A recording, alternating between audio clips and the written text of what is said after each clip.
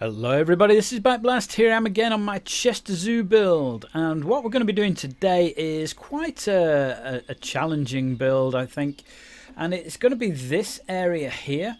So we've built all around this bit. These are the bears, and this is the bat house, and we recently did the anteaters. What we've got here is an area in between the Monkey Islands area and the bits that we've been developing down here. And it's this large area here. And the reason I say it's challenging is there are three different things to build here. There are two exhibits. There's a smallish exhibit here, which is, when I say exhibits, I mean enclosures. There's a house here where I've put some rock. There's a house here. And there are two enclosures. There's one here, rather a small one, and then there's an enclosure runs around here. So two enclosures. This part here is currently it's like a play area for children. It's called Treetop Challenge, I think, and it's like a ropes course but for very young children. And it's not very high at all, and it's sort of mainly concreted. There's a grass area at the side and a bit around the back here, and I'm not sure whether to do this as two different builds, so or even three. It might be that we have to do one bit and then another bit and then another bit, or maybe I can get them all done in one go. I'm not sure I can do that, but we'll give it a go. It's as I said, it's going to be a challenging build because there are three different exhibits. I haven't got an awful lot of photographs of this area. I've got some pictures from Google Street View from up here, so only a couple of areas, but none of this is on Google Street View. None of this path's on Google Street View either.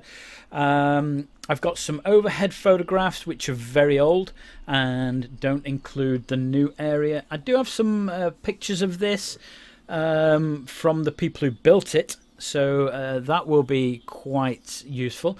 And also I have some pictures of this being repainted, so I've got an idea of what the building looks like. But a lot of this is going to be not guesswork, because I've got little bits of it, but certainly it's not going to be as accurate as if I'd walked through and taken the photographs myself. Let's just say that. We'll give it a good go. Let's get on with the build. As usual, I'm going to do a speed build for this, and at the end I'll do a little walkthrough and you can see where I've got to and what we've achieved. As always, leave comments in the comments and I'll try and answer all of them. Yeah, let's get on with it. Well, actually, there's a little change in plan because I'm joining you for this one. I decided I was going to do a talk through of the process. As you can see, I'm getting some measurements ready. I use these walls to accurately place my buildings. A lot of the zoo is pretty much laid out as Chester Zoo is. So what I've done is I've picked out landmarks on Google Maps, and then I measure those landmarks, and then I can accurately place each building down. It's not 100% accurate. It's there or thereabouts, but I like it to be as close as we can get it. It is supposed to be a recreation of Chester Zoo, so it's nice for me to think that I've got it as close as I can get it. But I'm going to start off this video really by saying that this was one of the more frustrating videos that I've ever done. It was really... It's not... I think the finished result's good, and the process that I went through was okay. It's more something that comes up in a little while, and I'm going to have to talk you through this, and it's this bit now. So I've placed a very low wall down. In real life, it's a wooden wall, and you'll see the finished result later. It's got this back on it with a wooden frame on, and it's got a kind of overhanging panel like that. I can't remember why I went over here to do something. Oh, I know why it was. Yeah, because it's the same problem with this. So what I've done is I've placed the fence down, and in the hope that the animals can't escape. And unfortunately, I've got the same problem with this enclosure as I had with my lemur enclosure.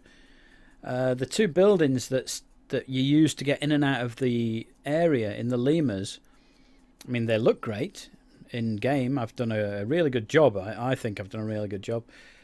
Unfortunately, so do the lemurs, and they like them so much they climb along the walls and out of the enclosure. Even though there's a barrier there, they'll go straight through the barrier. And it's the same with this. So wherever you get anything touching a barrier like this, the animals can walk through it. Now, it's not something that I am particularly happy about. If you actually go and look at my lemur enclosure, there are some viewing areas where it's like a little shed that you can walk into. You've got a little roof over you and you can see into the enclosure.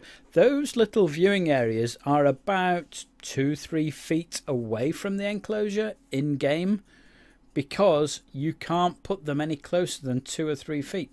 And it's ridiculous. It really is. And it really frustrated me, and it did when I was building this again. And you'll see that later I actually take all the fencing out. And because of that, it means that we can't actually put animals into this enclosure.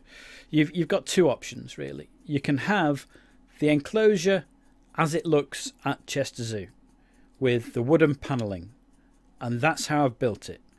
Or, and if you have that with the wooden panelling, you can't have any animals in it. The animals will just escape. Or you can have a fence, like the little mesh fence I've got around it, that doesn't look like the Chester Zoo fence, and you can put animals in it.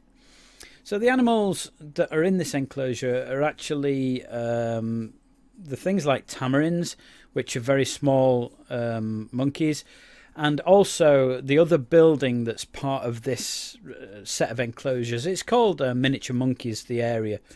And there's, I think, tamarins and something else. It'll come to me in a minute. I can't remember what it is. Maybe it will come to me. Maybe it won't.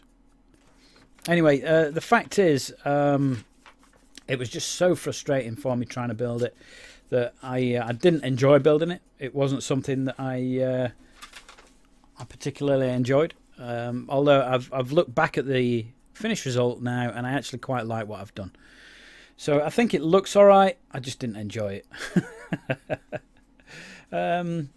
Yeah, the animals that are in the two enclosures are marmosets and tamarins.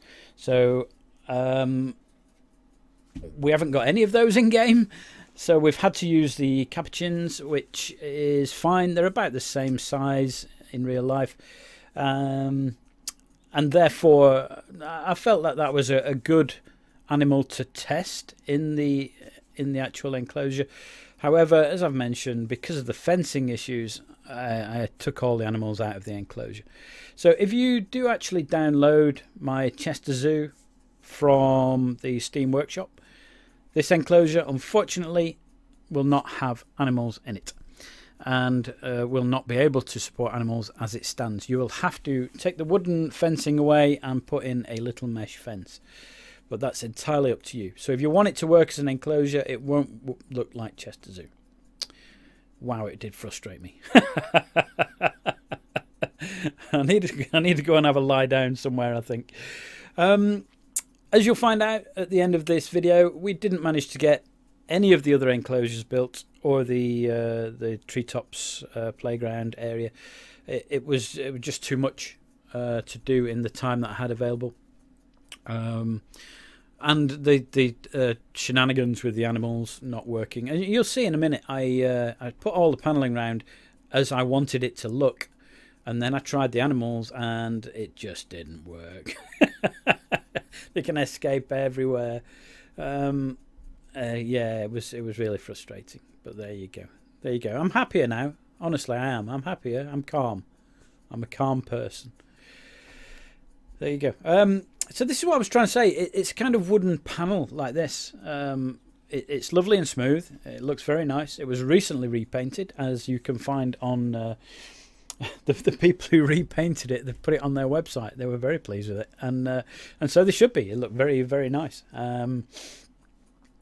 And this is me now trying to get the fencing to work, and it just didn't work. Oh, you can see all the escape points. Yeah. What you can't hear is the screaming and hair pulling and all that. I was trying to move it away a little bit just to see how far I'd need to move it, and it's more than that. And I thought I'll go away and do something else, and then I'll come back and have a look at it. So I managed to get the enclosure finished. The small enclosure that's nearby isn't done, and the playground isn't done. They'll be done in a different video.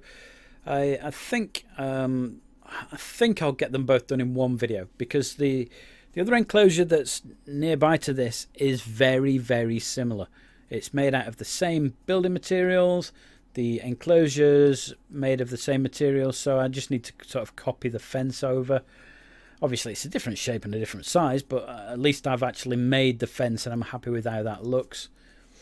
Like the canopy over the front of the other building is similar to this one, so it's fairly easy. Oh, I know what I haven't done. The roof. There's something on the roof. It's like a skylight thing. Yeah, this is me trying to work this stupid fence out again. Oh, and there are some glass panels in part of it as well. So we put those in. And we needed to move the path because there's an area of planting just there, which we're going to build now. So, as I mentioned in the intro, I didn't have an awful lot of reference material. Google Maps is my go-to start point with any of the builds, simply because that gives me an opportunity to measure the enclosures and measure where they are in relationship to all the other buildings in the zoo. Also, it gives me a good top-down view of things like the foliage that's in there and where the paths run and things like that. And I've got a couple of other programs that help with the pathing. They show paths better than Google Maps do. And then after I'd done that and I'd measured out where the buildings are, I do have several sources of where to get the planting and things from. Of course, in-game Zoopedia tells you what the animals want, but if you actually look at the enclosure in real life, it doesn't always reflect the planting that you find in the Zoopedia. So you have to try and make it look like the real thing, using only plants that those particular animals will like. We're just building a sign. There's a little tiny sign here with a circle in it. It actually says, it's got a little picture of miniature monkeys on it, and it actually says miniature monkeys on the wooden beams that go across, which I will be putting on in a moment when I've worked out that I've put the ropes in wrong. But that was the closest thing I could find to a little wooden circle that looked all right. A lot of this is just to tie in with the other areas that we've got already built. So we're building this fence along the back of the Anteater Enclosure here. It's not really totally anteaters in real life. It's capybara as well. But again, no capybara in game yet. I don't know if any are coming, but the enclosure's ready for them. It's waiting. It's there.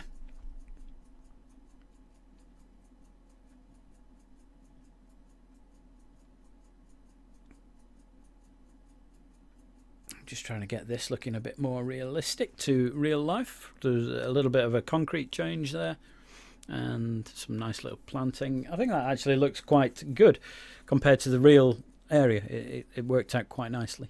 A couple of half sunken trees there, and there's a gate here, a little barrier and a gate for the staff. So just put a little thing that looks a bit more like a gate in there. Yeah, and that's when I saw the picture of the ropes. The ropes were wrong, so go back and do it again. There's a lot about this zoo that I've built, and I look at it now and I think I could have done that better, or I could have done that differently. And even little things like this morning, I happened to think about the bat encounter building, and I just thought, I wonder if that's corrugated on the outside. So I need to go away now and work that out. But a lot of the things won't get fixed. I'm literally going to build the zoo first. And then once I've built the zoo, I'll be going back and changing all the little bits that I'm not happy with or need improving. Things like the monkey house roof, I could have done better. The Jaguar enclosure walls could be a little bit better. And just little bits like that. And it might be that as we get new things added to the game, it will make it easier for me to do that and to achieve a good result where it looks better and better. But we'll have to just wait and see. We'll have to wait and see what's being added to the game. I don't know what's coming. I've got no magic ball, no magic crystal ball, or no friends who work at Frontier, so I don't know what's coming. I just have to take the information as you do when you see it. So hopefully we can get better animals in, or more animals, and then hopefully some of the textures and building materials will be better in order for me to get the planting better or the fencing better, or just all those little things.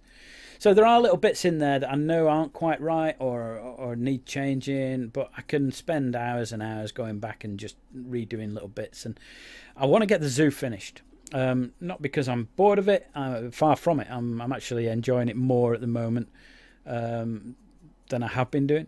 It comes in waves. This is my finished view of what we've built today. We're close to the end of the video, so I'll stop jabbering on and I'll let you get on with the rest of your life. So this is it. I am actually quite pleased with how it turned out. The building looks pretty good compared to the real building. I love this little fence. It looks really good. It looks very accurate compared to how it is at the moment in the zoo. I could do with some more photos from around this area, so if anybody is on any of the normal websites, then please, if you see Backblast there, or just let me know if you've got any area photos of this. If not, that's it for me. That's it for the video. My name's Backblast, and I'll catch you next time. I hope you enjoyed it.